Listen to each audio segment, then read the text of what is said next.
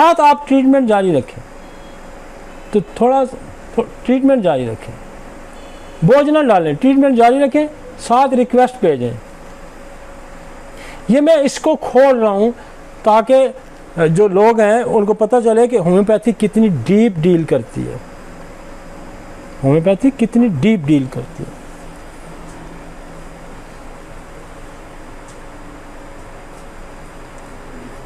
तीन साल से ऊपर पहले बैक्टीरियल आ गए, अब यहाँ पैरासाइट भी आ गया, मलेरिया,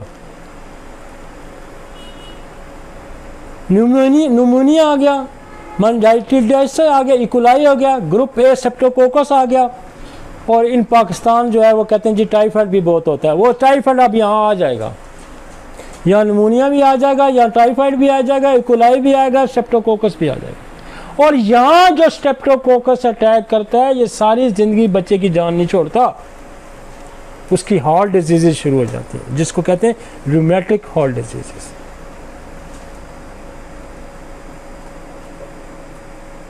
अब parasitic malaria in third world में, हमारे मुल्कों में मलेरिया बहुत आता है, और मलेरिया इतना अच्छा डील होता है होम्योपैथी में, आपका 2 दिन में 1 दिन में मलेरिया सेटल हो जाएगा। आप डोज ट्यूबरकुलोनियम की दें, 1 डोज मलेरिया ऑफ की दें, और चाइनम सल्फ दें, बच्चों में 1 ml दे दें, बड़ों में 3 ml दे दें, और 2 दिन आप 200 में देंगे, बुखार सेटल हो जाएगा मलेरिया। मैं मलेरिया की बहुत सारी दवाइयाँ हैं, लेकिन मैं आपको आप इतना तो याद कर सकते हैं, 1 ट्यूबर देनी है, 1 मलेरिया ऑफ देनी है, और 1 क्या चाइनम सल्फ देनी है। यार बुखार उतर जाएगा, ना उतरे तो आप मुझे कहेंगे नहीं उतरा,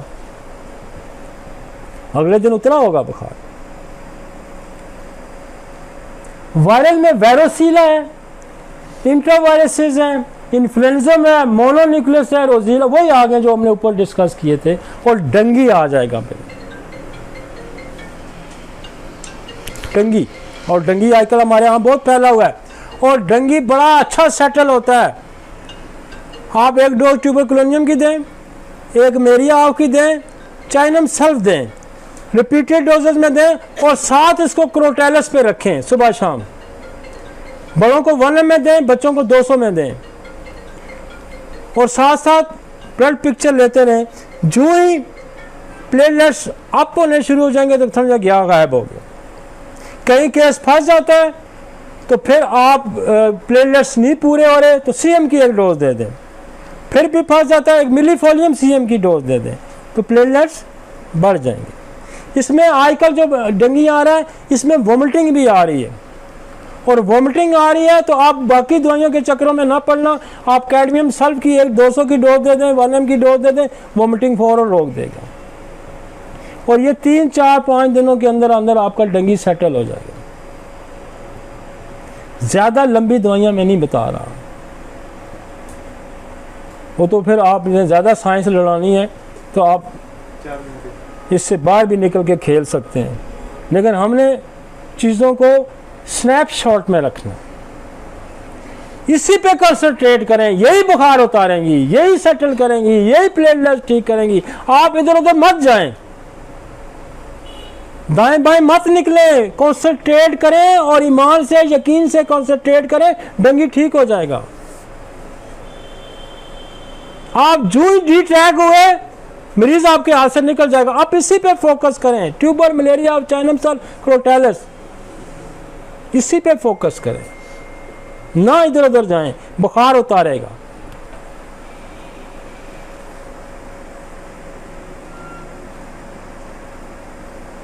non infection causes leukaemia, lymphoma, ये हम ऊपर डिस्कस कर चुके हैं। कितना टाइम हो गया? 6:45 शुरू किया था। हाँ नहीं, अभी तो टॉपिक बड़ा पड़ा है। खींचते हैं बुखार को, आज मुकाते हैं सफ़ाई 80 से।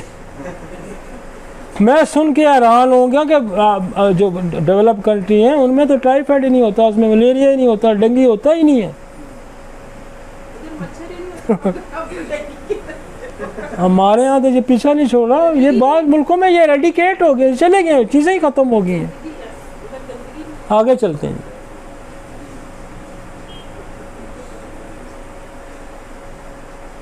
आगे चल, साथ साथ दवाइयाँ नोट कर ही जा रहे हैं ना। जी सर।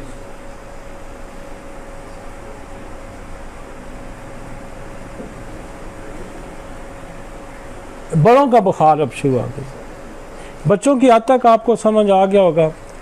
और बच्चे बहुत कॉमनली बेलाडोना के अंदर रहते हैं, बोकलकीरिया कार्ब है, काली म्योर है, फेरमफास है, कैमोमेला, ये इन दवाइयों ब्रेटाकार बेल इनके अंदर ही रहते हैं।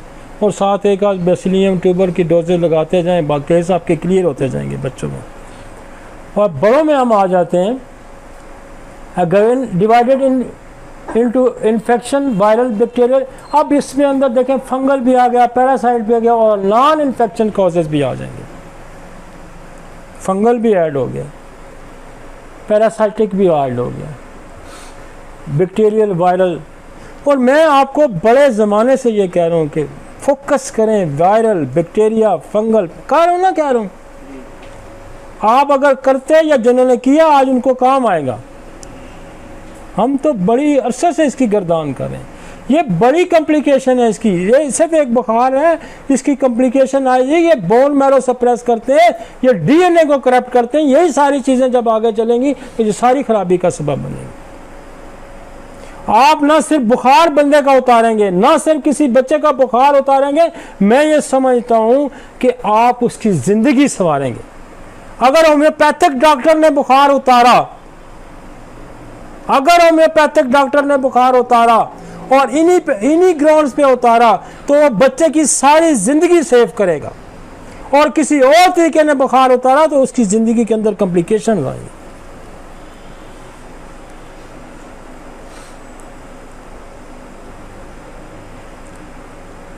We will focus only the infectious causes, mainly viral, bacterial and parasitic diseases. Fever is a common feature.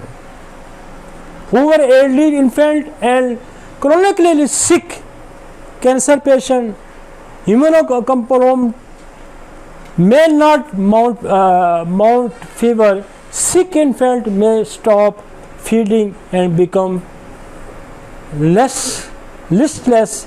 Elderly may persist with the confusion, difficulty in bolting or decrease. अच्छा, ये जो बड़े बंदे होंगे ना, इनमें देखेंगे ये एपिटाइट ख़त्म हो जाती है, लथार्जिक हो जाएंगे, ये वीक हो जाएंगे।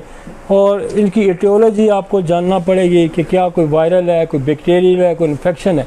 आपको कुछ भी नहीं, अगर ये सारी चीज़ें डायग्नोसिस से पहले आप उस पैटर्न मेरे पे शुरू वाले में चले जाए। रेस्टलेस है, प्यास है,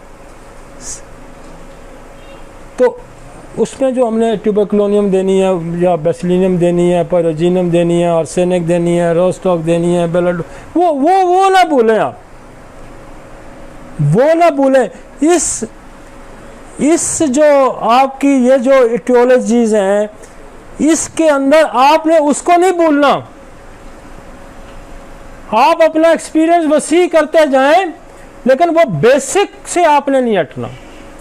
बेसिक आपने गठड़ी में बांध के साथ साथ रखनी है।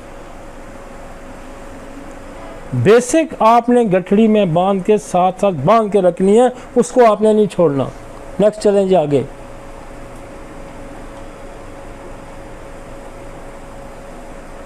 आगे चलो। Pneumonia, an infection of one both of the lungs caused by the bacteria, virus or fungus। अच्छा, निमोनिया से न्यूमोकोक और भी चीज़ें निमोनिया कर सकती हैं। कोई फंगल भी निमोनिया कर सकता है, कोई बैक्टीरिया भी निमोनिया कर, ये स्ट्रेप्टोकोकस भी निमोनिया, तो बहुत सारी और चीज़ें भी निमोनिया कर सकती हैं। और निमोनिया में हम बहुत कॉमनली बस थोड़ी सी दवाई देते हैं। दवाइयाँ निमोनिया की है, फास्फोरस निमोनिया की दवाई है, ब्रायोनिया निमोनिया की दवाई है, लाइकोपोडियम निमोनिया की दवाई है, चिलिडोनियम निमोनिया की दवाई है। बड़ी मेजर दवाइयाँ हैं, चिलिडोनियम है, लाइको है, ब्रायोनिया है, फास्फोरस है। ब्रायोनिया वाला जो निमोनिया का मरीज़ होगा, वो सांस लेते हुए उसको तकलीफ होगी, ये याद रखें। सीने पे हाथ रखेगा। There is a breathing difficulty and painful breathing, that is the bryonia, that is the bryonia। इसको आम दवाई मत समझें। वही कॉज, वही फीचर जो हमने पहले बताया कि ये मूवमेंट नहीं पसंद करता, ये सांस की मूवमेंट भी नहीं पसंद करता। समझ आइए आपको? ब्रायोनिया वाला सांस भी, इधर भी दर्द होगा ना, इधर भी दर्द होगा, अपेंडिक्स का भी दर्द होगा, यूं दबा के सांस लेगा, सांस से भी इसको दर्द होता है। तो बच्चा रोएगा, बड़ा रोएगा, सांस लेते हुए दर्द होता है। तो ब्रायोनिया। और इसका बेस किससे, बेस क्या करना है आपने? एक ट्यूबर देनी है, एक न्यूमोकोक्सीन देनी है, एक ट्यूबर देनी है, एक न्यूमोकोक्सीन देनी है। और हमारे पास बरसों से एक पैटर्न चला रहा है, हम एक तो ट्यूबर की देते हैं, एक हम न्यूमोकोक्सीन की देते हैं, एक लाइकोपोडियम की देते हैं, लंग्स को स्ट्रेंथ प्रोवाइड करती है। और जहाँ नथने फड़कते हों, निमोनिया के केसेस में नथने फड़कते हों, वहाँ लाइकोपोडियम, जहाँ नथने फड़कते हों चिलिडोनियम, दो ही दवाइयाँ हैं। मैं आपको एक बड़ा के, मैं एक बच्चा, मेजर साहब का बच्चा था और वहाँ अटक के थे वो रहने वाले, 15 दिन उसका बुखार नहीं टूटा, एक बड़े अस्पताल में एडमिट था 15 दिन। मुझे उसके वाला साहब से, मेरे उस मेजर के वाला साहब जो है वो मेरे पुराने, उन्होंने कहा यार डॉक्टर अली अगर आप 2 मिनट हमें दे दें, हम वहाँ जाके देख लें कि बच्चे को क्या है, कुछ समझ नहीं लग रही, बुखार नहीं टूट रहा, बच्चा सेटल नहीं हो रहा, ऑक्सीजन पे है। मैं जाके दरवाजे पे खड़ा हुआ, यूं दरवाजे पे खड़ा हुआ, मैंने एक नज़र डाली, वो मेजर साहब मेरे साथ थे, उस बच्चे का दादा भी मेरे साथ था। तो मेरे उधर दरवाजे में खड़ा कर, मैं कहा इसको तो निमोनिया है। सिर्फ नथना उसका मैंने देखा ना, यूँ फड़क रहा था, फ्लैप कर रहा था। कहते ये कही तो उन्होंने डायग्नोज ही नहीं किया। मैंने आके दवाई भेजी, यही बच्चा एक दिन में सेटल हो गया। उसने तो रोला डाल दिया, बोर्ड बैठा, बोर्ड ने आखिर डिसाइड किया इस बच्चे को था ही निमोनिया। उसने कहा वो तो खड़े हुआ, उसने तो गेट में आके खड़े होकर देखा, उसने कहा निमोनिया है, तो 15 दिन से एडमिट है यहाँ पे। कहां से पकड़ लिया मैं? स्लैपिंग से। This is the snapshot, this is the snapshot diagnosis. कोई हिस्ट्री मैंने नहीं ली यार, मैं कोई हिस्ट्री मैंने नहीं ली। हिस्ट्री तो वो 15 दिन से ले ही रहते स्पेशलिस्ट सारे बैठे हुए, तो पकड़ता है ना। बच्चा सांस मुश्किल से ले रहा है, आप समझे निमोनिया। ये जगह जहाँ गड़ा पड़ रहा है, आप समझे निमोनिया। यहाँ गड़ा पड़ेगा, यहाँ गड़ा पड़ेगा, मुश्किल से ब्रीदिंग डिफिकल्ट, निमोनिया फौरन डायग्नोज होता है, नथने पड़ के और पक्का हो जाता है। चेस्ट एक्सरे करवा लें, फिर सीटी स्कैन करवा लें, आ जाएगा निमोनिया। लेकिन क्लिनिकल डायग्नोसिस, आपने निमोनिया वाला बच्चा मर जाता है।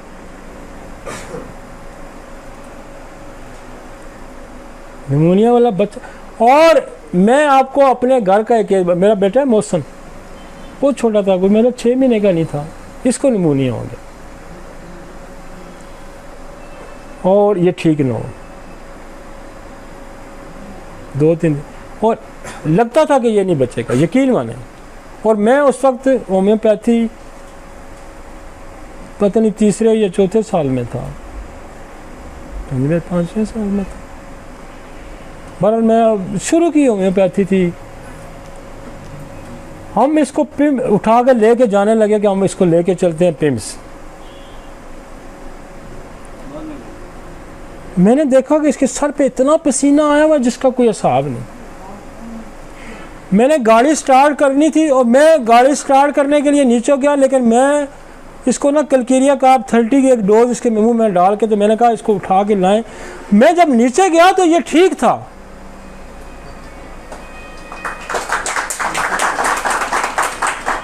ये यकीन माने, हम रश करने लगे कि हॉस्पिटल के, इसको नीचे गया तो ये ठीक, हाथ से हम वापस उठा के ले। वो दिन इसको दोबारा निमोनिया नहीं।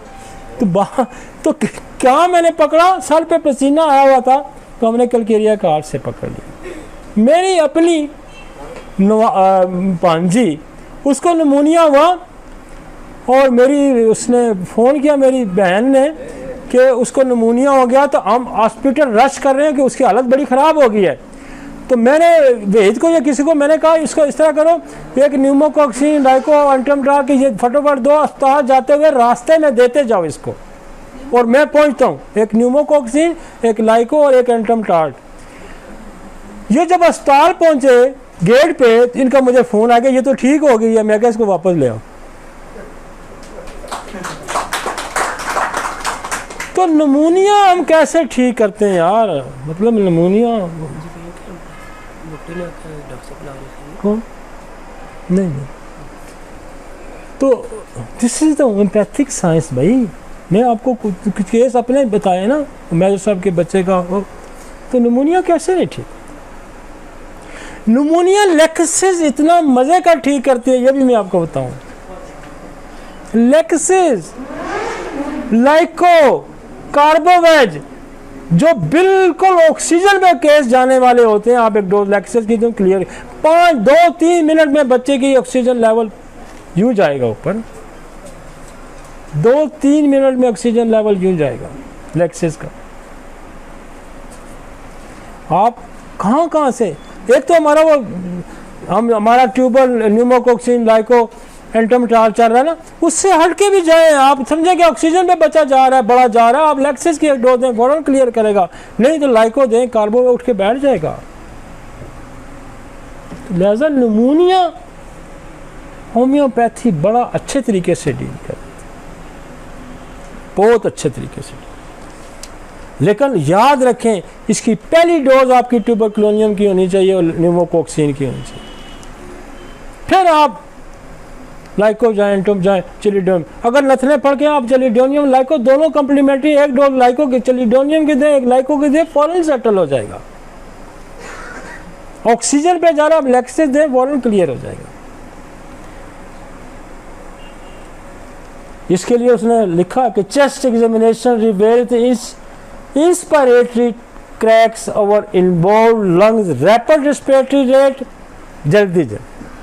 इसमें आप जब हॉस्पिटल जाते हैं तो क्या करते हैं, रेस्पिरेटरी रेट चेक करते हैं, फिर ऑक्सीजन लेवल चेक करते हैं कि अगर 90 से नीचे है तो फिर, अगर रेस्पिरेटरी रेट 30 से ऊपर है, यूं तेज रेस्पिरेटरी रेट, और 30 से नीचे आ जाता है, मेंटेन हो जाता है, तो फिर सेटल हो जाता है।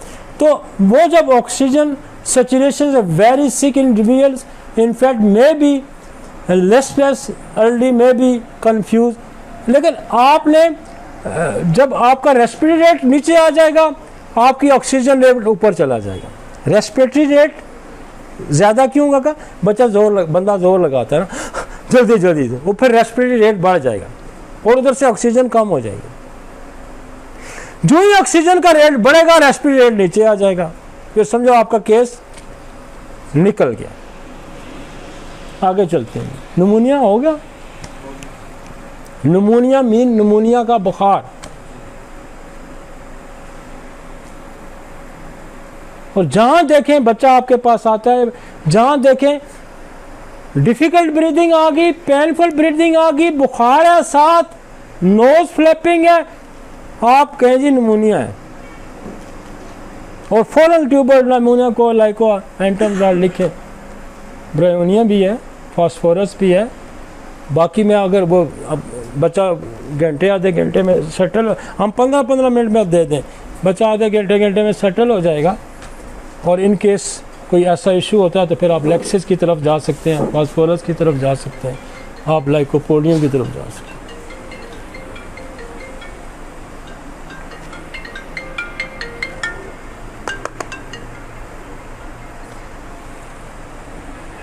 Pharyngitis and tonsillitis. अच्छा, ये तो बुखार वाले बड़े पड़े होते हैं ना, टॉन्सिलाइटिस फ्रेंजाइटिस, टॉन्सिलाइटिस फ्रेंजाइटिस। और मैं तो इसको अक्सर बताता हूँ, यूँ मारो टार्च, ट्यूबर मेडोरिनम सेट रखो पहले, टार्च मारो, सुर्ख है तो बेल ब्रेटाकार, पस वाले हैं तो सलेशिया ब्रेटाकार, और साथ अगर आपने बहुत ज़्यादा अगर फीवर ये रिपीटेड होता है, वैसे तो कभी नहीं होता कि फीवर ये ना रोकें, कभी नहीं होता। लेकिन अगर इन केस तो कालीमी और फेरमफास 200 की एक डोज दें, बुखार टॉन्सिल का फ़ौरन सेटल कर, फ़ौरन इन्फ्लेमेशन ख़त्म होगी, फ़ौरन बुखार। पहले ट्यूबर देनी है, पहले बेसिलियम देनी है, अगर साइकोट्रिक है तो साथ में डोरिनम दे दें। लेकिन उसने जो वजूहत लिखी हैं हम उसको भी तरफ देखते हैं। Inflammation of pharynx and tonsil tissues. Presentation includes sore throat, fever, interior cervical lymph nodes, enlargement of the tonsillar tissues with the exudate, common bacterial cause, फिर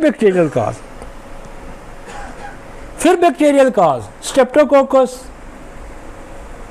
pyogen, group beta haemolytic Streptococcus. ऐसे Streptococcus बहुत सारे हैं,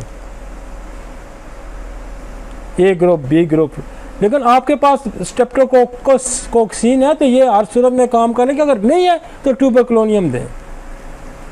बड़ा bacteria छोटे bacteria को मार, ये जो स्ट्रेप्टोकोकस है, ये जो स्टेफ्लोकोकस, ये छोटे बैक्टीरिया हैं, ये ट्यूबरक्लोनियम खा जाती है इसको। नहीं है तो मत घबराएं, ट्यूबरक्लोनियम आपके पास है ना, उसको इस्तेमाल करें।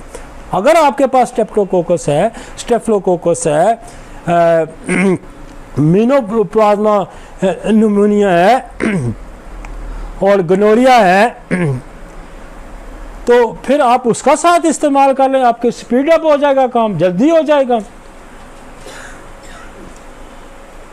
इसमें कॉमन वायरल कॉजेज भी आते हैं, राइनो वायरस है, एडिनो वायरस है, कोरोना वायरस है, हर्पिस वायरस है, इन्फ्लुएंजा है और पैरा इन्फ्लुएंजा है, साइटोमेगेली वायरस है। अब साइटोमेगेली वायरस भी काफ़ी आएगा। साइटोमेगेली वायरस हमने आपको टॉर्च इन्फेक्शन में हमने डिस्कस किया था कि टॉर्च इन्फेक्शन में साइटोमेगेली होता है और उसमें टॉक्सोप्लाज्मा होता है, हर्पिस सिम्प्लेक्स होता है और ब्रोसीला होता है। तो ये वायरस जो है इसके सारों के निचोड़ भी मौजूद है हमारे पास, लेकिन आपके पास नहीं है तो आप ट्यूबर और बेसिलियम से हेल्प लें। नेक्स्ट, क्योंकि जो हमारे प्रेफरी में डॉक्टर बैठे हैं दूर दूर, वो कहेंगे ये तो हमें इसने एक नेक गोरख धंधे में डाल दिया है कि जी आप क्लेमेडिया भी रखें, आप स्ट्रेप्टोकोकस भी रखें, आप इकोलाई भी रखें, आप इंट्राकोकस भी रखें, आप जनाब क्लासबीला भी रखें। तो ये उनको हम परेशान नहीं करते, रख लें तो ज़्यादा अच्छी बात है, लेकिन आप ट्यूबर से बेसिलियम से भी फ़ायदा उठा सकते हैं। ठीक है जी, आगे चलें।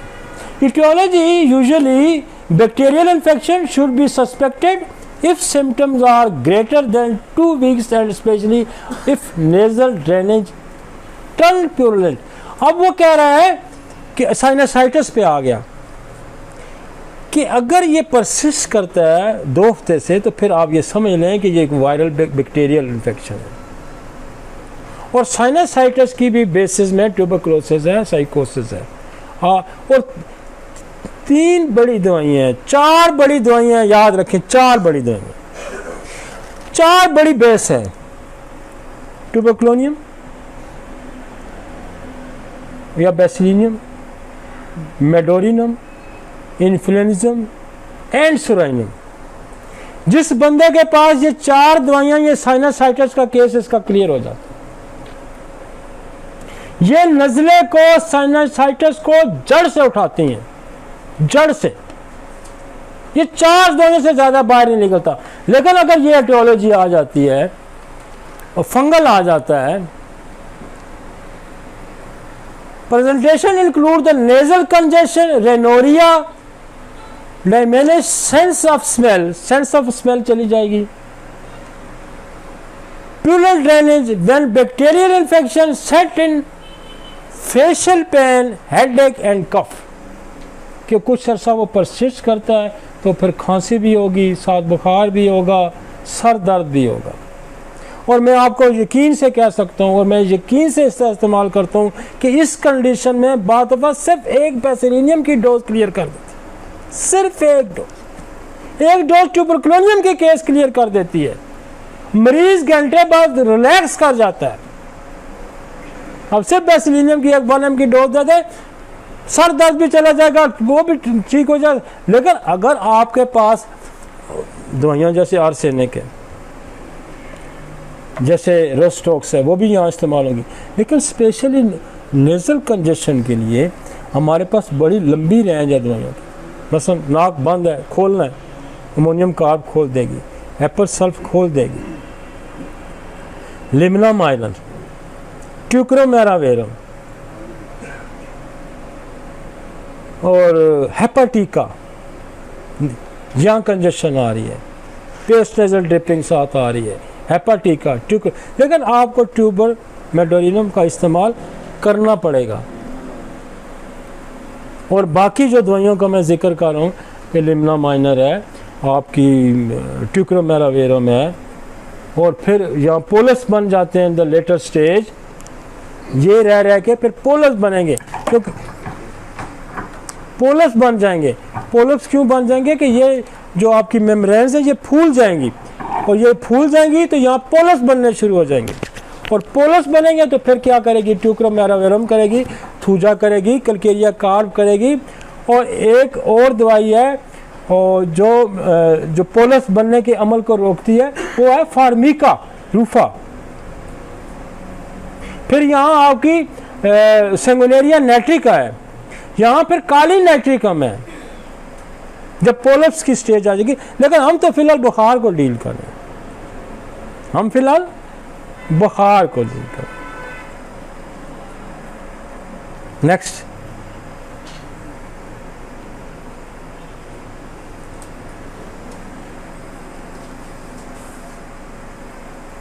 एक और इंट्राइटिस या कोलाइटिस।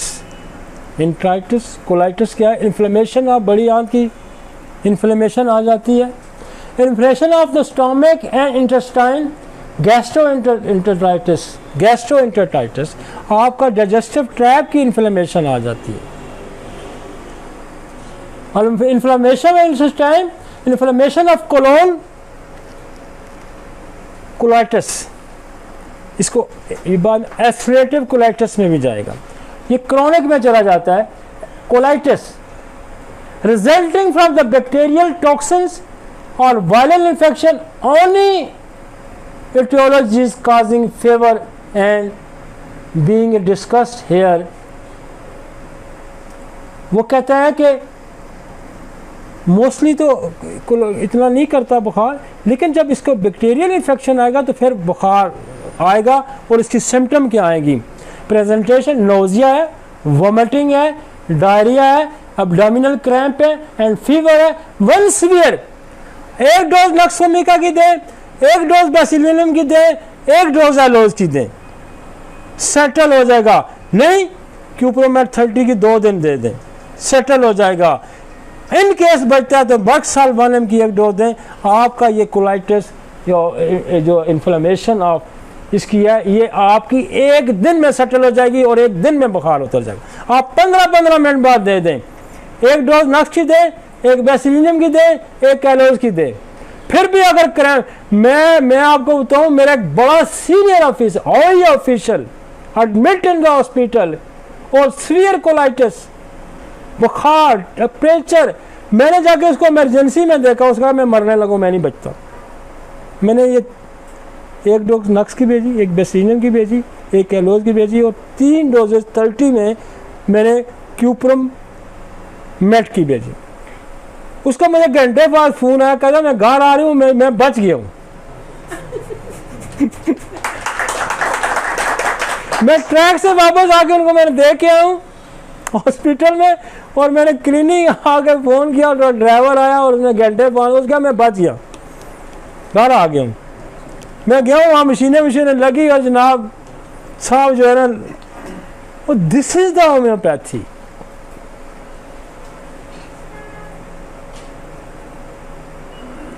ये जो क्यूप्रम मेट है ना, ये क्रैम्प्स को और पेन को और इसको वोमिटिंग इस तरह मजे का रोकती है एक्यूट में, नहीं तो। और पहले हम देते ही देखें, ये बेसिस आप जहन में रखें कि आपने नक्स बेसिलियम एलोज देनी है। तो ये फीवर भी उतार देगी। ये देखें ना आप जरा क्यूपरमेंट के ऊपर ना, ये हनीमन बड़ा यूज करता था इसको, कॉलरा में इसी तरह की सिम्टम आती थी ना। अब इतनी डिटेल तो नहीं थी ना, कोलाइटिस हो जाता है, इंटरटाइटिस हो जाता है, इन्फ्लेमेशन आप गिर जाते। ये तो हम इसलिए पढ़ा रहे हैं कि ये आप फेस करेंगे। आपके पास पढ़े लिखे लोग भी आएंगे और उन्होंने कहा ना कि मुझे इंटरटाइटिस हो गया, मुझे कोलाइटिस हो गया, तो घबराना नहीं है। नक्स बेसिलियम एलोज को याद रखना है और क्यूपरमेंट को नहीं घबराना। कोलाइटिस, इन्फ्लेमेशन सेटल, बुखार सेटल।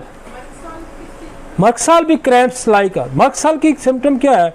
टेनेसनेस होती है, बार बार स्टूल के लिए जाएगा। और क्यूप्रम भी क्रैम्प्स के जाएगा, नहीं गठ्ठी की देरी। आप क्यूप्रम पहले जाएं, क्यूप्रम का दर्जा थोड़ा सा दिन बाद जाए तो मक्सल के, मक्सल फ़ौरन भी कर जाती है, लेकिन क्यूप्रम मेट आप ट्राई करेंगे ना 30 में, मैं कहता हूँ 2-3 डोजेस, 30 15 मिनट मरीज निकल जाएगा इससे। लेकिन हमने ये बड़े एक्सपीरियंस के बाद हमने जब बेसिलियम नक्स, क्योंकि कुछ ना कुछ गलत खा गया होता है, कुछ वायरल आ जाता है, कुछ बैक्टीरियल आ जाता है, तो बेसिलियम उसको क्लियर करती जाएगी। बेसिलियम जो ही बंदा लेता है ना, लेटा होगा, बैठा उठ के एक दफ़ा बैठ ज़रूर जाता है, कहता है हाँ जी बस साफ ताकत आ गई है। वायरल भी कॉजेज में साइटोमेगाली वायरस आ सकता है, सेटल वो भी कर देंगे। ये मेरी बात याद रखें, जो मैंने आपको नुस्खा बताया वो सेटल कर देगा। लेकिन आप साइटोमेगाली वायरस, मेरे पास भी है, पोटेंटाइज हो गया, आ गया, एक डोज उसकी लगा दें। लेकिन ये डायग्नोसिस 2 दिन बाद बनेगी, जब आपने कल्चर कराना है, फिर साइटोमेगाली आएगा ना। पहले तो आपको नहीं पता चलेगा कि क्या आया। पहले बेसिलियम देंगे तो हर किस्म के वायरस बैक्टीरिया को उड़ा के रखेगी, और 1 दिन में केस हम सेटल करेंगे। 1 दिन, 1 घंटे के अंदर, 1-2 घंटे के हम ऐसे केसेस को ज्यादा time. This is the snapshot, this is the quick prescribing, this is the quick prescribing. आपने बुखारों को लंबा हमने नहीं करना। द प्रेजेंटेशन इज दिस कि वो आया पेट के क्रैम्प्स के साथ आया, उसको मोशन हो रहे हैं, उसको डायरिया, वोमिटिंग, तो उस चक्कर में ना पड़े बेलाडोना और वो जो चक्कर दूसरे मैंने आपको बताए। आपने डायरेक्ट, आपको पता कि ये इन्फेक्शन हो गया है, आपने नक्स बेसिलियम एलोज देना है और अपने सेटल करना है, बुखार भी सेटल करना है, क्यूप्रोमेट साल्ट देने हो जाएगा। अब कोलोसेंथ जो है वो यूं पेट में दर्द के लोग कोलोसेंथ, तो मेरे पास एक केस, मैंने उसको कोलोसेंथ दी, मैंने कहा 6 डोज दो, इसको नहीं फर्क पड़ा।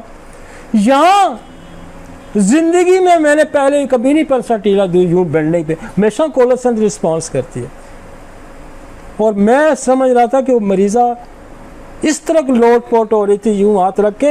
एक टिपिकल पिक्चर थी कोलोसेंथ की, टिपिकल पिक्चर थी। मैंने यूं रेपटी खोली, बेंडिंग फॉरवर्ड पे पल्साटीला आ रही थी बड़े ग्रेड की, मैंने उठा के पल्साटीला 1 ml दी। आप यकीन, मैंने मिनट बाद वो लोट पोट होना वो सीधा हो गया।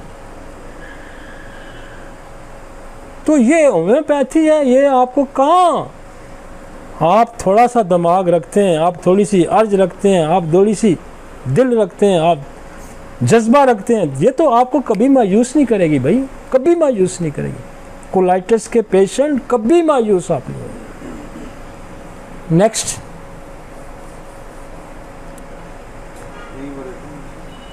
आ रहा है जी, बुखार सही चल रहा है,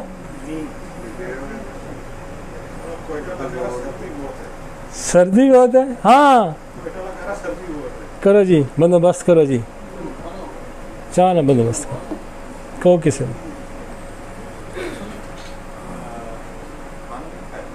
आप सारे ने क्या देखो, चाह तो बंदोबस्त करो जी।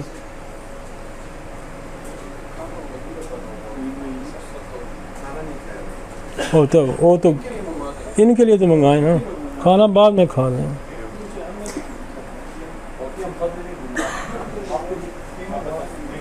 कितने घंटे हो गए? 2.25 घंटे। 6:45 शुरू किया था। चलें जी चलें, लोग वैसे सुन रहे होंगे, लाइव जा रहा है इसको,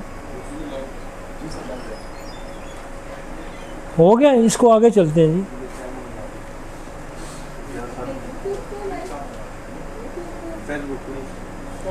नेक्स्ट चलें जी, आगे चलते हैं। टाइफाइड जी बड़ा मुश्किल है, और टाइफाइड जो है ना, जिसको होता है ना, इसका ये पीछा नहीं छोड़ता। और हम टाइफाइड को क्या पहचानते हैं? अगर बुखार लंबा हो गया, 3-4 दिन हो गए, 5 दिन गुजर गए, बुखार नहीं टूटा, और मैं सिर्फ इसकी ज़बान देखता हूँ, टेस्ट हम बाद में कराते हैं, हम कहते हैं ज़बान दिखाओ, ज़बान कोटेड है तो समझो टाइफाइड। मैं ज़बान देख के कह देता हूँ टाइफाइड है, जाके टेस्ट कराओ, टाइफाइड पॉजिटिव होता है। ज़बान कोटेड है, बुखार परसिस्ट कर है, 2-3-4 दिन से ऊपर हो गया है, तो समझो टाइफाइड है। क्लिनिकली एग्जामिनेशन, आप ज़बान देखें, कोटेड है, ब्राउनिश है, कोटेड है, तो समझो टाइफाइड है।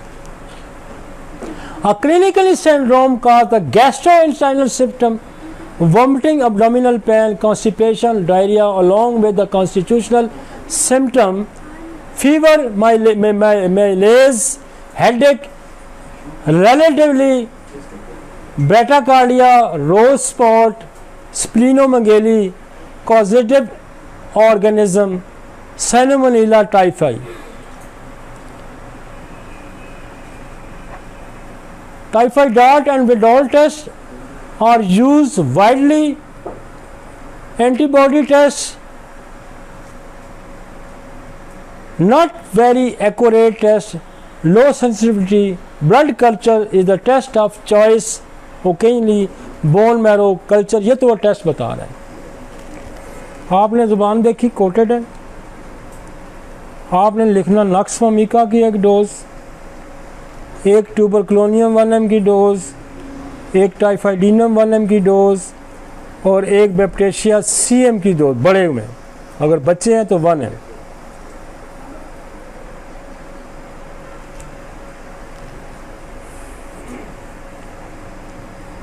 आप 15-15 मिनट बाद दे दें, पहले नक्स दें, ट्यूबर दें, टाइफाइडिनम दें और बैप्टेशिया दे दें, शाम तक बुखार सेटल हो जाएगा, अगले दिन उतर जाएगा। और इन केस 2 दिन, फिर अगर बड़े हैं तो बच्चों में 200 में 2 दिन दे दें, उतर जाएगा। इन केस बैप्टेशिया कभी फेल होती है तो आर्सेनिक देंगे तो आपका केस क्लियर हो जाएगा।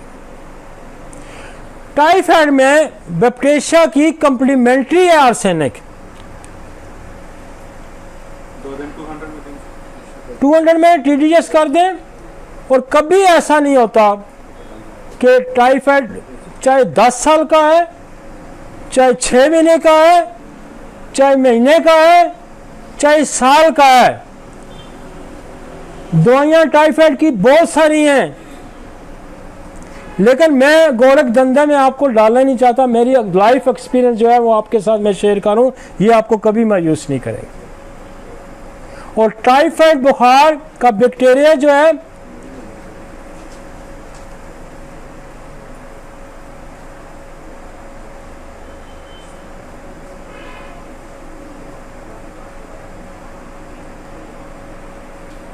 टाइफाइड का जो बुखार है वो चाहे जितना भी क्रोनिक है, जितना भी क्रोनिक है, वो इस सीक्वेंस से टूटेगा। जो रिपीटेड टाइफाइड आते हैं, साल बाद आते हैं, 6 महीने बाद आते हैं, और टाइफाइड का जो बैक्टीरिया है वो कहता है कि टाइफाइड का बैक्टीरिया आंतों से शुरू होता है, sit in the gall bladder, और अल्टीमेटली जिनको रिपीटेड टाइफाइड होते हैं उनके गॉल ब्लैडर रिमूव करने पड़ते हैं। लेकिन अगर आप यूं इसको यूज करेंगे तो आपको गॉल ब्लैडर रिमूव नहीं कराना पड़ेगा, और उसकी कॉम्प्लिकेशन में भी है कि जो पित्ते की पथरियां बनती हैं वो भी एक टाइफाइड की कॉम्प्लिकेशन है। कोलिसिस्टाइटिस इससे हो जाता है, कोलिसिस्टाइटिस इससे हो जाता है टाइफाइड से, और अल्टीमेटली उनको पित्ता रिमूव करना पड़ता है। कॉजेटिव आगे बता दिया उसका, मेडिसिन इसकी आ गई जी, नक्सोमिका, टाइफाइड, बैक्टीरिया, ये एक एक डोज देनी है आपने। नक्सोमिका हम इसलिए यहाँ दे रहे हैं कि कोई बाद दफ़ा आपके पास पहुँचता है मरीज़ तो पहले कुछ दवाइयाँ खा खू के ही आया होता है कि जी मैंने पैनाडोल खा ली थी, क्योंकि बुखार होता है तो आजकल तो लोगों ने नमक मिर्च मसाले की तरह ये पैनाडोल तो ये एक्स्ट्रा फलानी फलानी ये सारी उन्होंने घर रखी होती हैं, तो फ़ौरन वो लेता है दवाई। तो नक्सोमिका ये बाद ड्रग्स ऐसी ली जाती हैं, मैंने इसलिए आपको कहा कि नक्सोमिका देखें, मैंने मलेरिया में भी आपको कहा नक्स देनी है, मैंने कोलाइटिस में भी आपको कहा नक्स में, इसलिए कि बहुत सारा कुछ पहले खा खू के आए होते हैं, तो अगर एक्यूट भी है तो कम से कम घर भी उसने रखी होगी कुछ ना कुछ खा के आया हो, तो नक्स दें, ट्यूबर दें, टाइफाइडिनम दें और 15-15 मिनट बाद दें, और बड़ों में 1C दें और बच्चों में 1M दें, बुखार उतरेगा। इन केस नहीं उतरता तो पुराने केसेस में हर हफ्ते बाद में ये रिपीट करते रहें और कहेंगे जी अगर आपका बुखार देखें जी 2 साल का है, आपका बुखार साल का है, तो फिर आपने 2-3 महीने 4 महीने ये इलाज करवाना है। ये मैं क्रोनिक की कह रहा हूँ, एक्यूट में तो within a week, within 2 days उतर जाएगा, लेकिन इसको आप उसके बाद फॉलो अप पे रखें कि 2-3 हफ्ते दवाई खिला दें। समझ आ गई है जब को? अदरवाइज अगर सपोज आप पायरोजिनम का भी इस्तेमाल कर सकते हैं यहाँ पे, अगर कहीं फंसते हैं आप यहाँ क्रोटेलस का भी इस्तेमाल कर सकते हैं टाइफाइड में। रेपेटरी में और बहुत सारी दवाइयाँ बोली, लेकिन मैं आपको वो बता रहा हूँ कि जो मेरा अपना पिछले 25-30 साल का हमारा क्लिनिक है, हमारे पास टाइफाइड का कोई पेशेंट अल्लाह का शुक्र है नहीं बचता कि जो कहे कि जी मेरा बुखार नहीं होता, मेरा बुखार नहीं होता। नेक्स्ट ही आगे चलते हैं, आगे चलते हैं। Cholecystitis, infection, inflammation of gall bladder. 90% with gall stone होता है कि 90% उन लोगों को कोलिसिस्टाइटिस होगा जिनके पित्ते में पथरियां होंगी,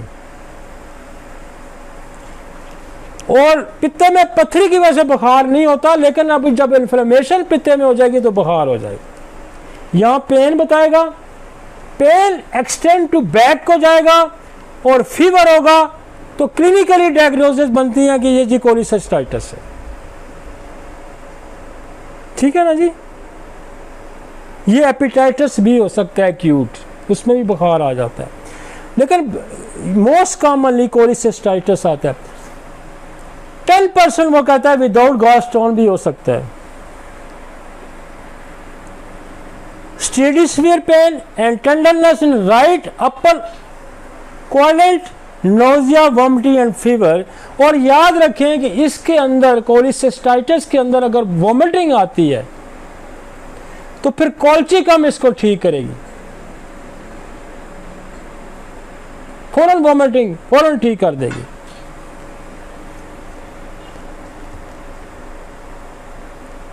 रिक्वायर्ड अल्ट्रासाउंड,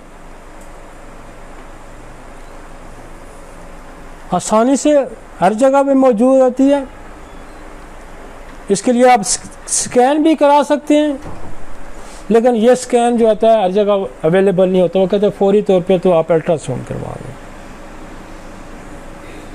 ठीक है ना? अल्ट्रासाउंड में आ जाएगा कि इन्फ्लेमेशन ऑफ गॉल ब्लैडर है, इतने में आप उसको एक्यूट ट्रीटमेंट दे के भेज दें, अगले दिन उसको अल्ट्रासाउंड भी करा के ले आएगा। ठीक है जी? नेक्स्ट, दवाइयाँ लिखी हैं, ट्रीटमेंट मैंने बताया ना, इसमें आपको फौरी तौर पे कोलेस्ट्रीनम, चेलिडोनियम, लाइकोपोडियम और एक आध डोज आप बेसिलियम की या ट्यूबरकुलोनियम की पहले दे दें। आप 15-15 मिनट बाद देंगे, एक डोज कोलेस्ट्रीनम की दें, एक चेलिडोनियम की दें, एक लाइकोपोडियम की दें। 15 मिनट में दर्द सब सेटल हो जाएगा और बुखार रिवर्स कर जाएगा। फिर होता है, फिर इसको रिपीट कर लें, एक डोज फिर रिपीट कर लें। हम उसको SO से करके देते हैं, ये खाओ ये खाओ, अगर फिर होता है फिर एक दफ़ा ले लें, एक क्लोस्ट्रीनम, एक चेलिडोनियम, एक लाइको। फिर कोई बचता है तो हम चले जाएंगे चाइना की तरफ, हम जाएंगे, फिर कल्केरिया कार्प की तरफ जाएंगे, फिर हम चिनेंथिस की तरफ जाएंगे, फिर कार्डुएस मैरिनस की तरफ जाएंगे। नहीं ज़रूरत पड़ती, जा सकते हैं लेकिन ज़रूरत नहीं पड़ती। एकदम सारी दवाइयों की तरफ रश ना करें, पहले इस पे फोकस करें, क्योंकि एकदम रश करेंगे केस खराब करके देंगे। ठीक है जी, नेक्स्ट चलें जी।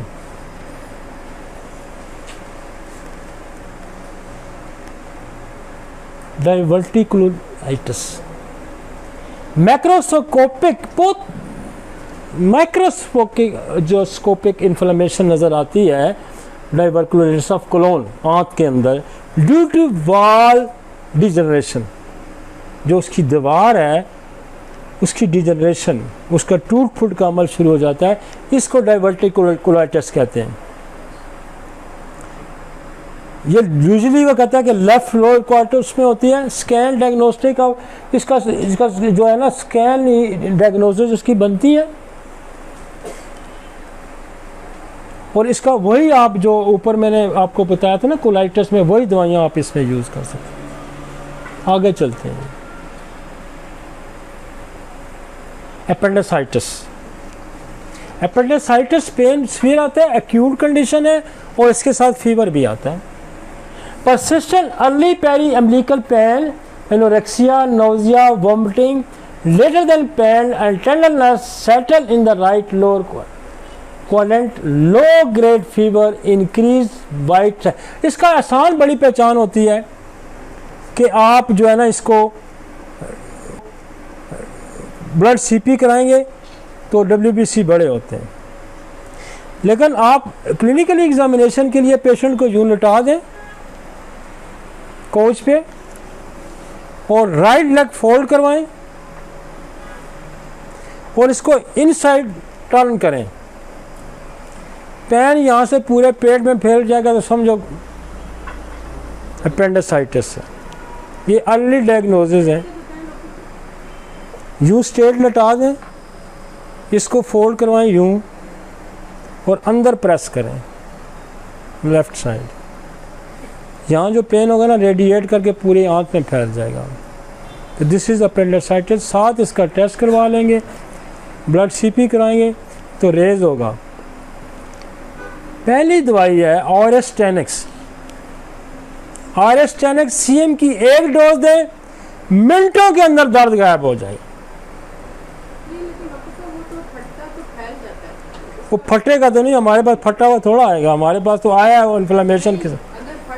वो बात की बात है ना, उसका भी करते हैं। पहले तो हम इसको यहाँ सेटल करेंगे कि पेन, वोमिटिंग और जो मैंने उसकी पहचान बताई है वो पहचान आपने क्लिनिकली करनी है, क्योंकि यहाँ क्या हो सकता है, यहाँ ओवरी का दर्द हो सकता है।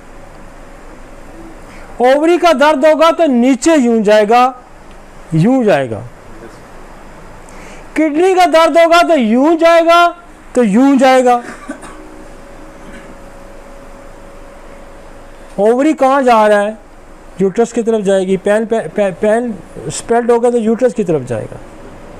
किडनी यहाँ से स्टार्ट होगा, पेन स्प्रेड होकर पीछे जा सकता है, ब्लेडर की तरफ जा सकता है, ये इधर आएगा। आप क्लिनिकली वहीं डायग्नोज, ये किडनी का पेन है, ये ओवरी का पेन है, ये अपेंडिसाइटिस का पेन है। ठीक है जी। और मोस्टली किडनी के पेन के साथ बुखार नहीं होगा, ओवरी के पेन के साथ भी कॉमनली बुखार नहीं होता, अपेंडिसाइटिस के साथ बुखार आएगा। कितनी देर लगेगी, बेड पे लटाया, लेग्स फोल्ड करवाई, प्रेस करवाई, ऑरेस्टेनिक्स लिखी, बाहर भेज दिया, नहीं 2 मिनट में फर्क पड़ता। मूवमेंट से एग्रीवेशन है, अगर मूवमेंट से एग्रीवेशन है तो ब्रायोनियम। पेन यूं जाता है, यूं आता है, बेलाडोना। और पेन रीअक्रस में आता है, 2 दिन ठीक रहा, चौथे दिन ठीक रहा, फिर आ गया। एक डोज सोराइनन की दे दें, केस क्लियर कर देगी। और अगर कोने का आ गया एपेंडिसाइटिस, प्लम्बम आयोडाइड CM की एक डोज दे दें, ठीक कर देगा। This is the appendicitis. Acute emergency यूं ठीक करेगी। ठीक हो गया जी।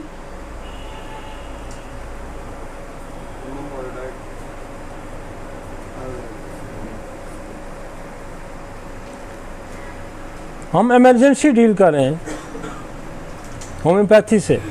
This is totally sir. मेरा दोस्त है डॉक्टर हफीज़, उसकी मिसेज भी आयशा, वो भी डॉक्टर है। इन्होंने मैं रात को मुझे कोई 2 बजे फ़ोन किया कि हम हॉस्पिटल तो आए हैं लेकिन अपेंडिसाइटिस डायग्नोज हो गया है, तो क्या करें। मैंने कहा जी आ जाएं, आ जाएं। तो ये पुरानी बात है, वो मूवमेंट नहीं कर पा रही थी, स्लाइट मूवमेंट से पेन हो रहा था। मैंने ब्रायोनिया उसको दी, 1 डोज सीएम की। 5 मिनट बाद उसने थोड़ा सा मूव करा। आधे घंटे बाद हफीज कहता है उठो बैठो, उठो बैठो, दर्द हो रहा है या नहीं हो रहा। यकीन माने, अच्छा बैठ के देख, उठ के देख। पहले वो उसकी स्लाइट मूवमेंट भी नहीं थी, स्लाइट मूवमेंट भी दर्द कर रही थी। वो फिर उसको चेक कर रहा था कि यार दर्द ठीक हुआ या नहीं हुआ, चलो ना उठते बह। वायरस की नहीं, ब्रायोनिया की सिम्टम थी टिपिकल स्लाइट मूवमेंट। यहाँ ये 3-4 दवाइयाँ टिक के लगती हैं। पहली तो आरएस टेनेक्स लगती है, ब्रायोनिया मूवमेंट पे लगेगी, बेलाडोना दर्द आता है जाता है, बेलाडोना लगेगी, और अगर रीअक्रेंस आती है तो सेराइनम की 1 डोज देंगे तो क्लियर कर देगी, और अगर कोई पुराना पैसा आ गया तो प्लम्मामाइड आएगी। चले जी। और अगर इन्फेक्शन हो गया, फट गई, तो फिर आपको पायरोजीनम भी देनी पड़ेगी।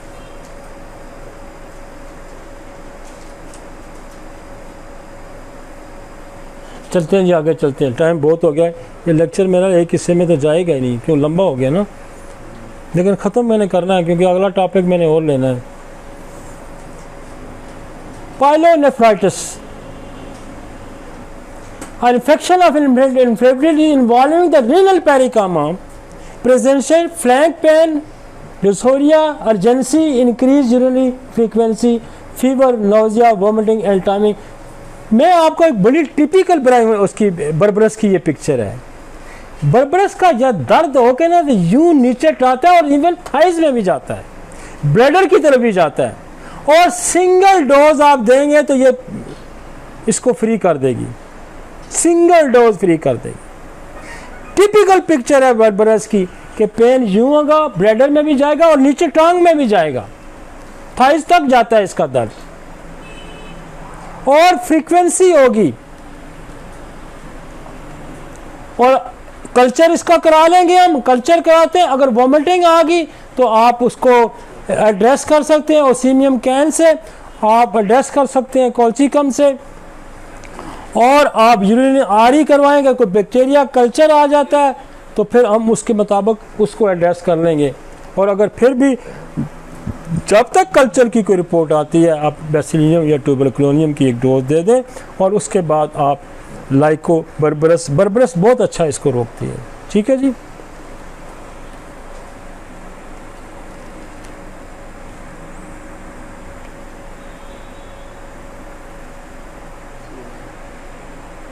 चले जी। मैंने कहा था ना वो हमने बुखार वहाँ थोड़े से, अब मैं बुखार हम निकल गए हैं, कोई पल्लस का बुखार आ जाएगा, कोलिकुलस्टाइटिस का बुखार आ जाएगा। आप ये कहें यार ये तो उसने पढ़ाया ही नहीं था, वो तो कह रहा था ब्रायोनिया दें, बेलाडोना दें, आर्सेनिक दें, ये कहेंगे ना।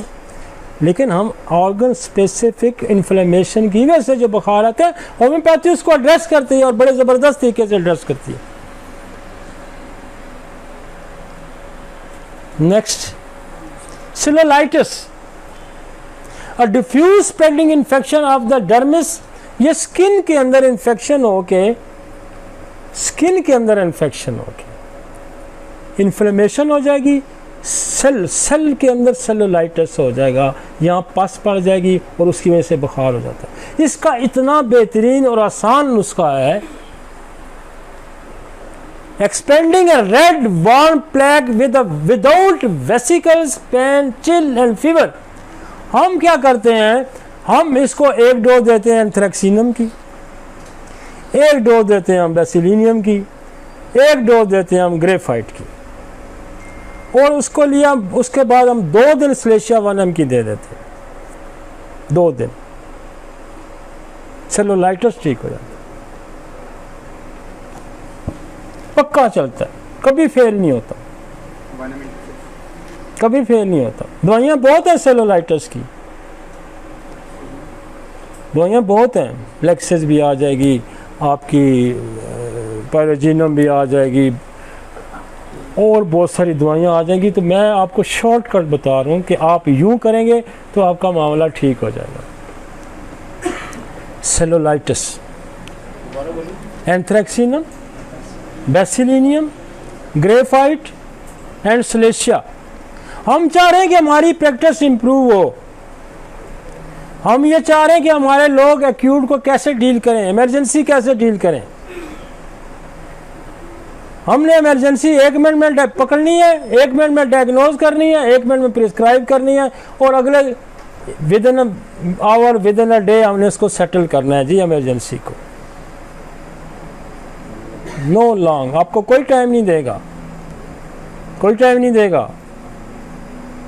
और होम्योपैथी, आपकी वजह से होम्योपैथी का नाम बदला है, होम्योपैथी में ये पोटेंशियल मौजूद है।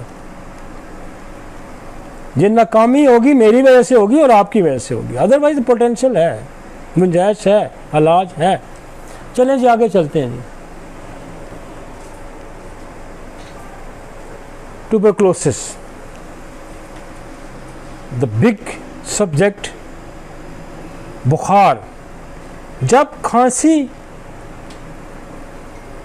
और खांसी के साथ ब्लड और fever increase the night with sweat, patient presentation आती है। मैं अपनी आपको क्लिनिक में, डॉक्टर साहब ने कुछ और लिखा होगा, मैं अपनी अब बताता हूँ आपको, तो समझेंगे टीबी है, समझेंगे टीबी है। इसका सोर्स क्या है? मायोबैक्टीरियम इन ट्यूबरक्लोसिस। इसको, ये बैक्टीरिया कौन सा है? मायोबैक्टीरियम इसका नाम है। Is one of the most wide spread, and ये सदियों से हमारा इसने जीना आराम किया हुआ है टीबी ने, और ये हमारे जीन्स को इसने खराब कर दिया है। ये कॉम्प्लिकेशन है, ये जेनेटिक डिसऑर्डर ट्यूबरक्लोसिस की कॉम्प्लिकेशन है। और ये जो गोरे ये कहते हैं कि जी अब टीबी जो है एरेडिकेट हो गया है, उनकी नस्लों के अंदर भी ये ट्यूबरक्लोसिस मौजूद है, और उनके अंदर नई नई शक्लें इख्तियार कर रही है। कैंसर ये बना रही है, लिम्फोमा ये बना रही है, एलर्जीज ये पैदा कर रही है। बहुत ज्यादा स्किन की एलर्जी है यूरोप में, और उसकी एक रीजन जो है वो ट्यूबरक्लोसिस उनके बाप दादा को थी, और वो जीन्स के अंदर आ रही है, वो खत्म भी नहीं होगी, नहीं खत्म होगी। The common symptom include the fatigue. अच्छा, इसमें क्या होता है?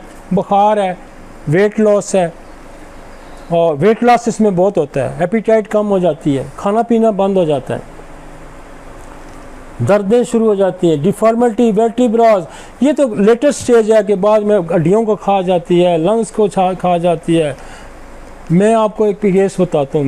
मेरे पास एक बंदा आया, और यकीन मैंने फरियाद करते हुए कहता यार मैं सऊदी अरब में मुलाजिम था, और मैंने एक्सरे करवाया तो मेरे एक्सरे पे टीबी का निशान आ गया। अब मेरा तो बड़ा अच्छा वज़रिया था, सऊदी अरब में होता है, तो मेरी तो अब मैं नहीं जा सकूँगा सऊदी अरब, और मेरे पास 2 महीने सारे के रीटेस्ट में कराऊँ तो अगर क्लियर हो जाए। हमने क्या किया, एक डोज कार्सिनोसन की दी, अब एक डोज ट्यूबरक्लोनियम की दी, एक फास्फोरस की दी, एक आर्सेनिक आयोडाइड की दी। मैं इसको वीकली, मैंने इसका 1 महीने बाद एक्सरे कराया, बिल्कुल साफ हो, और वो वापस सऊदी अरब चला गया। जो दुनिया की किसी साइंस में आप 9 महीने टीबी की दवाई खा भी लें, आपका एक्सरे नहीं साफ होता। वो बंदा अब भी वहां से खजूरें मुझे भेजता है, जब भी आता है मुझे सलाम करके जाता है।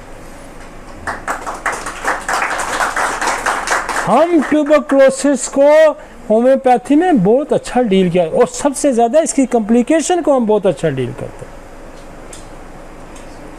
अब तो हमारे हाथ एक और दवाई वो रेक्टिव चढ़ गई है, अब हम इसको एक्सपेरिमेंट लाएंगे उसके अंदर कॉम्प्लिकेशन ऑफ ट्यूबरक्लोसिस में, तो हम उसको यूज़ करेंगे।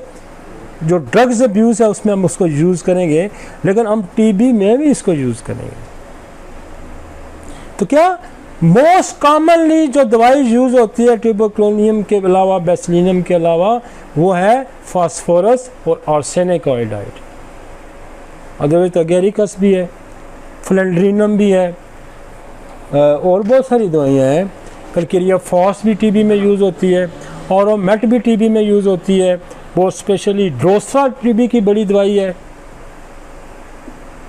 हम क्या करेंगे कि हम ट्यूबर ड्रोस्ट्रा की एक एक डोज दे के, फास्फोरस की एक दो रिपीटेड डोजेज हम आर्सेनिक आयोडाइड की देंगे, और बुखार की सूरत में हम इसको 30 या 200 में हर आधे घंटे में देंगे, बुखार सेटल कर देगा। जब बुखार सेटल हो जाए फिर हम इसको सुबह दोपहर शाम पे ले जाएंगे। और वो भी आप कहते हैं कि 9 महीने लाएगा, आप भी कहेंगे हमारे भी इलाज जो है 6 महीने चलेगा, लेकिन हमने बुखार सेटल कर देना है 2-3-4 दिनों के अंदर। कॉम्प्लिकेशन बड़ी है, मैं टीबी पे बोलूँगा तो 3-4 घंटे टीबी खा जाएगी, लेकिन हम इसको बुखार को एड्रेस करते हैं। ठीक है जी, आगे चलते हैं।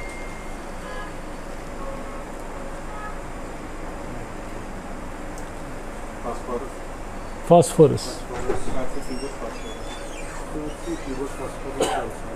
जो मैन चलती है, Carsey tuber phosphorus arsenic iodide.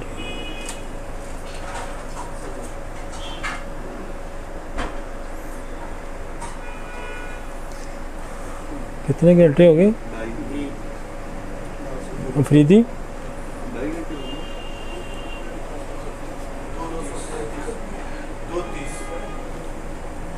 चले कोई नहीं, खैर इसको मुकाते हैं।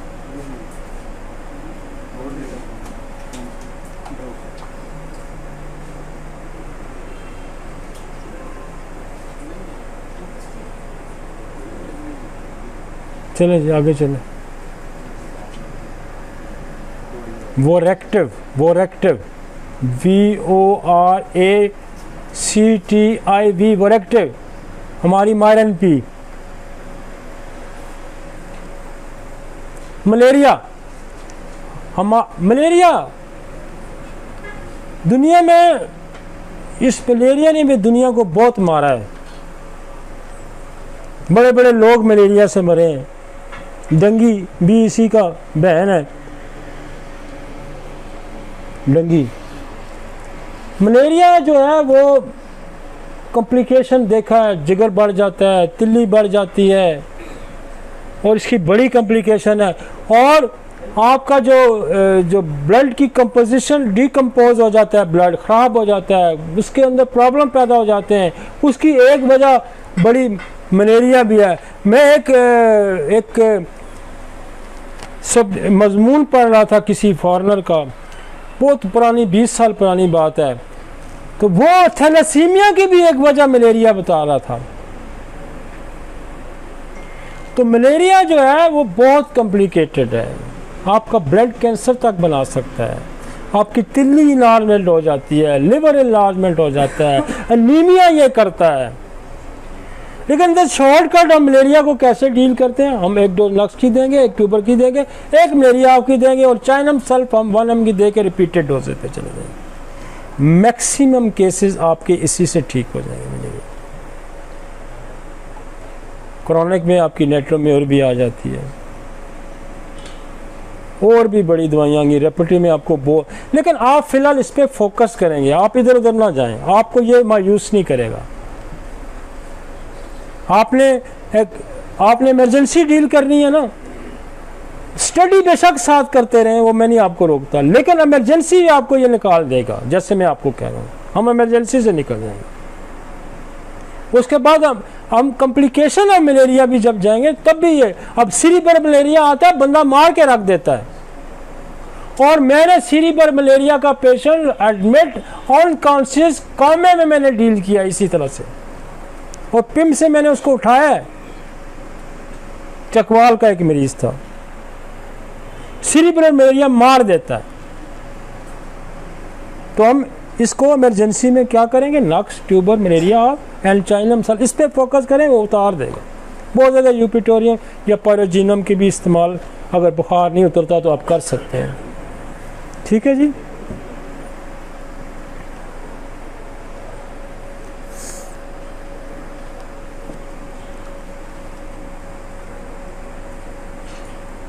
डायग्नोसिस क्या बनानी पड़ती है, ये पीरियडिकली बुखार होगा, सर्दी से बुखार होगा, टूटेगा फिर आ जाएगा, और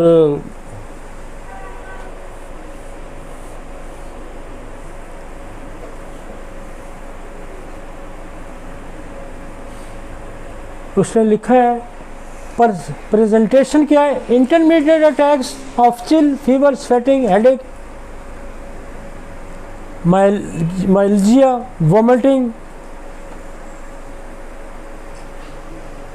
ब्रेक करके आएगा, ये जहन में रखिए। मलेरिया जो है ना लगातार, टाइफाइड लगातार आएगा, मलेरिया ब्रेक करके आएगा, अगर बीच में थोड़ा वक्फा देता है, सर्दी के साथ आएगा,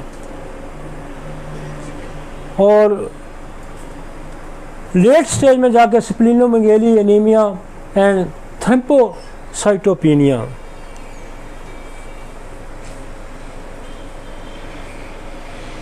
Severe malaria caused by the Plasmodium falciparum, above mentioned symptoms plus organ dysfunction like altered level of consciousness, seizure, shock, pulmonary edema and acute kidney failure।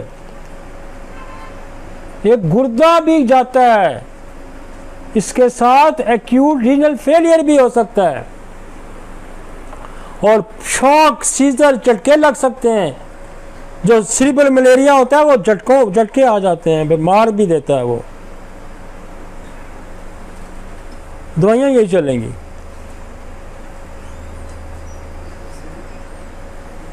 आगे चलते हैं। एम्बियासिस,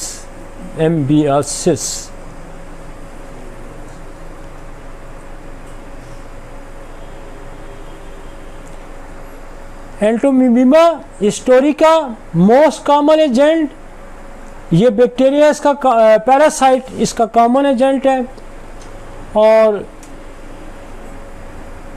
प्रेजेंटेशन क्या होगी इसकी, bloody diarrhoea, abdominal pain, hepatic abscess, hepatomegaly, abdominal pain and fever.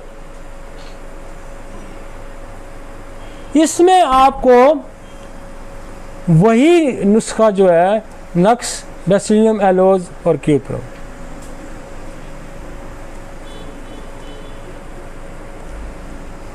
कितना गिरा गया भाई, नज़दीक। अभी तो मेनिंजाइटिस रहता है, रूमेटिक फीवर रहता है, रूमेटिक में कुछ कर भी गया हूँ, रूमेटिक रहता है। हाँ जी,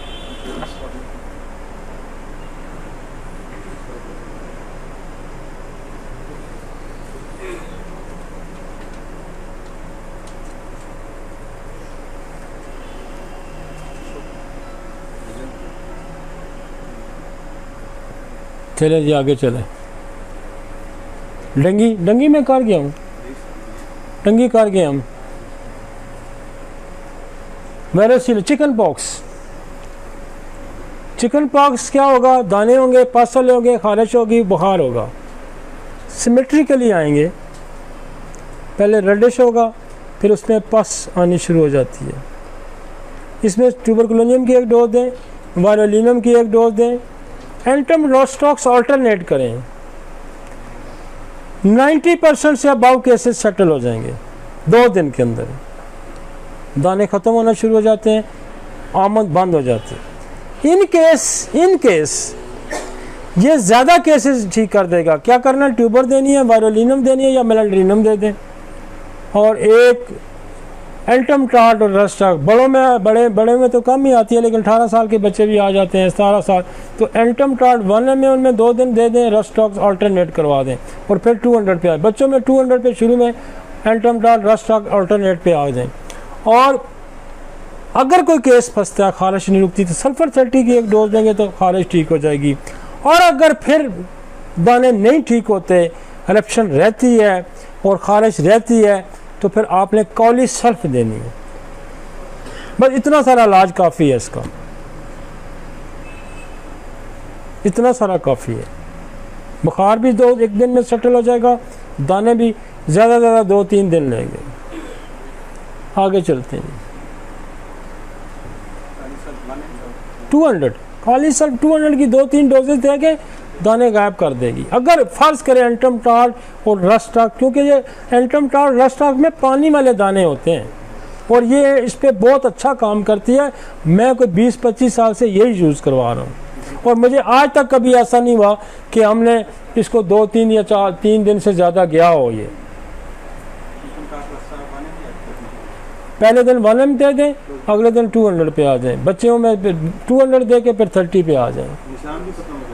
निशान भी ख़त्म हो जाते हैं। मैं कहता हूँ कि मेरे पास एक बच्ची थी, उसको चिकन पॉक्स हुए तो वो रो के मर गई थी और वो एडमिट थी अस्पताल में। तो उठा के मेरे पास आए 2 दिन में, और वो कहती मेरे निशान कैसे जाएंगे। निशान भी गायब कर देती है ये वायरोलिनम, जो मलेरियम है ना, ये निशान भी उड़ा के देती है। हमारे पास बड़े पुराने केस आते हैं चिकन पॉक्स के और स्मॉल पॉक्स के। बड़े पुराने लोग आएंगे और जो दाग उनको होते हैं, उनको कोई भी बीमारी होती है ना, मैं उनको वायरोलिनम या मलेरियम ज़रूर देता हूँ। हाँ, इसके तो कॉम्प्लिकेशन जो है ना, इसकी कॉम्प्लिकेशन दी है उन्होंने। Diagnosis usually made clinically, fluorescent antibody test can be done and smear of the lesion. वो लीजन से आप टेस्ट दे सकते हैं और एंटीबॉडी फॉर इसके लिए टेस्ट करवा सकते हैं। आगे चलेंगे। मीज़ल बहुत आता है हमारे यहाँ, मीज़ल बहुत है, बच्चों को खसरा बहुत होता है। रूबेला कॉजेटिव एजेंट मार्बिली वायरस, ये वायरस है। सिम्टम फीवर है, कॉर्जा है, कफ है, कंजक्टिविटिस है। अच्छा, गला खराब होगा, नज़ला होगा, बुखार होगा तो दाने होंगे। इसकी ज़रा देख लें, गला बुखार, कफ, बुखार, दाने, जिस्म पे रैश आ जाएगा तो समझें कि खसरा है। इसमें फेरमफास है, इसमें काली म्योर है, इसमें ब्रायोनिया है, इसमें पल्साटीला है। लेकिन पिछले 15-20 साल से आप मार्बिलिनम की 1 डोज दें, बुखार घंटे आधे घंटे में सेटल कर देगा, रैश का साइकिल रिड्यूस कर देगा, 2 दिन में रैश गायब हो जाती है। फिर भी थोड़ा बहुत अगर रह जाए, 1 ट्यूबर की डोज दें और मलेरिया आप दे दें। आपको शाज़र नाज़री ज़रूरत पड़ती है कि आप पल्साटीला पे जाएं, आप ब्रायोनिया पे जाएं, या आप काली म्योर या फेरमफास पे जाएं। पहले हम यही करते थे कि ब्रायोनिया दे देते थे, फिर क्योंकि ये दब जाए ना तो ये भी मेनिंजाइटिस करता है और मीज़ल बच्चों को अब नॉर्मल कर देता है। हमारे पास बेशुमार केसेस हैं जिनको मीज़ल की वजह से वो सेरेब्रल पॉल्सी में चले गए। लिहाजा आप अगर सही इसको यहाँ एड्रेस कर लेंगे, सिर्फ बुखार नहीं उतारेंगे, उसकी ज़िंदगी भी बचाएंगे। और सप्रेस मीज़ल जो है वो तबाही फेर के रख देता है। फिट्स पड़ेंगे, सप्रेस मीज़ल सीधा ब्रेन में जाके अटैक करता है, मेनिंजाइटिस करेगा, फिट्स पड़ते हैं और सारी ज़िंदगी लोग ठीक नहीं होते। नहीं, एक्यूट में वेट शेड का कोई चक्कर नहीं है। नो, 1 डे 1 आवर रात, उसको मैंने कहा अटैच रखें। रात को क्या बताए, सुबह बताए, रात को बताए, सुबह बताए। आपका उसके साथ, उसके पेरेंट्स के साथ बिल्कुल। इनको ये जो टेम्परेचर वाले लोग हैं ना, इनको तो स्पेयर ही नहीं करना भाई। ना कि 10 दिन महीने की दवाई ले जा, पैसे 1000 रुपया दे दे। नहीं, ये बात ही नहीं है। ये केसेस जो हैं टेम्परेचर वाले, इनको टाइम नहीं देना आपने अटैच, ताकि आपको बताएं, अस्पताल ना जाएं। रिपोर्ट जी डॉक्टर ने कहा शामी दसे नहीं फ़र्क पिया, तो शामी दसेगा, शामी नहीं दे सुबह ला ही जाएगा, उतर जाएगा। चलें जी आगे चलते हैं। कॉम्प्लिकेशन लिखिए ना, इनकम्फ्लाइटिस होगा, निमोनिया हो जाएगा, मम्स, ये बड़ी बला चीज़ है ये मम्स, ये खराब हो जाए तो बंदे को बांझ कर देता है। और मम्स का बुखार आप यकीन माने, या मम्स हम एक एक दो दो दिन में सेटल करते हैं, और हम इसको प्रोफिलेक्टिवली भी हम देते हैं, एक डोज ट्यूबर की दे दें, एक पैराटाइडाइनम की दे दें, बाकी बच्चे बच जाते हैं इसके। हम इसमें क्या करते हैं, एक डोज ट्यूबरकुलोनियम की देते हैं और एक पैराटाइडाइनम की। हम कहते हैं फिर हो तो फिर इसको रिपीट करें, 2-3 दिन में ये सेटल हो जाता है। वैसे इसकी दवाइयाँ बहुत हैं, परसटीला भी है, ब्रेयोनिया भी है, फेरोमफास भी है, काली मेयर भी है, और बहुत सारी दवाइयाँ हैं, लेकिन आपको ज़्यादा जाना ही नहीं पड़ेगा। आप अपनी तसल्ली के लिए बाकियों पढ़ें, लेकिन आपने रेस्क्यू करना है, आपने मम्स को ठीक करना है और बुखार उतारना है, तो बस चुप करके ना ट्यूबरकुलोनियम तो पैराटाइडिनम दे दें ज़्यादा, क्योंकि आपने क्विक एक्शन करना है, क्विक। और इनको भी जाने नहीं देना, 2 दिन 1 दिन, सुबह शाम चक्कर लगवाने इनके। उसकी वजह है कि अटैच रखें इनको, नहीं तो भागेंगे ये। अच्छा जी बुखार नहीं लगता, ओए चलो जी सेंट्रल अस्पताल चले जाओ, चलो जी फलाने अस्पताल चलो। अटैच रहेंगे। एक्यूट केसेस में अटैचमेंट बहुत ही ज़रूरी है। क्लिनिकल प्रैक्टिस का एक क्लिनिकल राज है ये, आपको बता। कभी लालच में नहीं आना लंबे पैसे लेने के लिए लंबी दवाई दे देनी, ना ना ना। ये एक केस ठीक करेंगे, ये 10 भेजेगा। एक केस ठीक करेंगे 10 भेजेगा। और मैं पूरी सीरीज अब करूंगा इमरजेंसी कैसे हमने डील करनी है, ताकि मैं ये खौफ ख़त्म करना चाहता हूँ होम्योपैथिक के अंदर, डॉक्टर्स के अंदर, कि यार इमरजेंसी हम नहीं डील कर सकते, हम डील करेंगे। ये फियर हमने ख़त्म करना है। मैंने पूरी सीरीज करनी है, चाहे मेरे पूरे 8 महीने लग जाएं। इमरजेंसी हर किस्म की हम डील करेंगे। तो फीवर तो हो गया ना, आपको नशा चढ़ेगा जब आप फीवर ठीक करेंगे। और हमने बड़ी मेहनत से और बड़े सारी अपनी लाइफ की प्रैक्टिस आपके सामने रख दी, सारी लाइफ की प्रैक्टिस रखी है, कुछ नहीं छुपाया हमने। और फिर अगर आप नाकाम होते हैं तो ये आपकी बदकिस्मती है, ये बदकिस्मती है। इतना आसान, इतना सिंप्लीफाई दुनिया की कोई साइंस नहीं कर सकती जितना हमने आपको करके दिया है। नेक्स्ट चलें जी। मेनिंजाइटिस, रूमेटिक फीवर में कर गया हूँ। मेनिंजाइटिस क्या होता है, दिमाग के अंदर की है वो जरा लगा दे यार एक दफ़ा, थोड़ा सा शुरू में कर गए हम, शुरू में लगाना, शुरू में था 2 मिनट उसको लगा दे यार, वो रह ना जाए। 3 आवर्स हो गए ना, 3 घंटे। कोई हुआ जी सेटिस्फेक्शन?